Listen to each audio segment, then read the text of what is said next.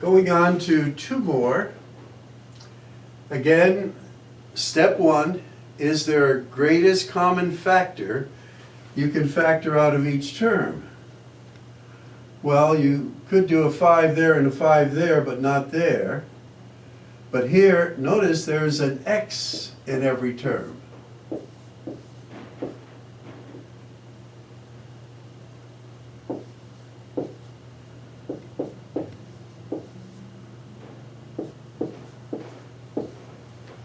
So we factored out the common x. And then we're left to factor this trinomial. And since a is not 1, again, we're using this guess and check. Two sets of parentheses. And again, very infrequently will it be 20 and 1. But more often it will be like a 4y and a 5y.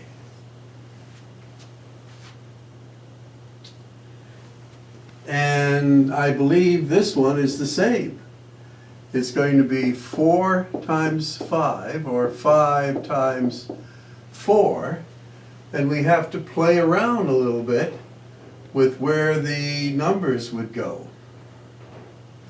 So again, this is going to be negative, this is positive, so one of these is negative, one is positive. But let's work it a little bit. Now, does the 5 go here? I think so. Let's try the 5 there and the 4 there. Because this is 25 and this is 16 and the difference is 9. So this looks like a good one. Now, how about the signs? Well, we want our signs to be such that our middle term is positive, so the larger product here would be positive, and this one negative.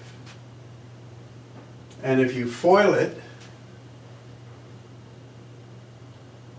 it checks.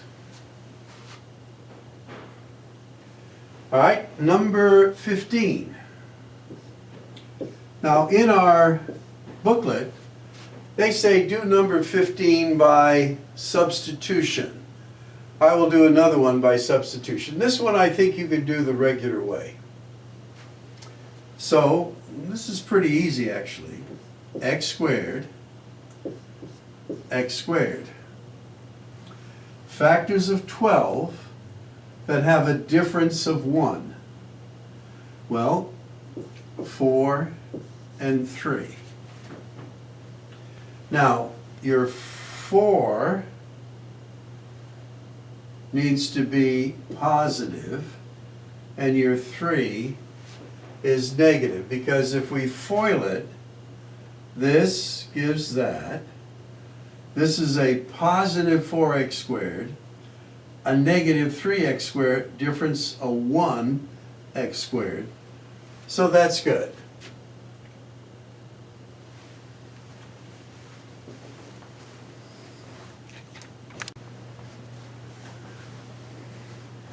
Okay, in this example, again, they give you instructions in the booklet to factor by substitution. So as we look at problem 17, that's quite a challenge there. So what do they mean, substitution? Well, we're going to substitute, let's say for this term, a plus 7. We're going to say that that equals x. A plus 7 equals x.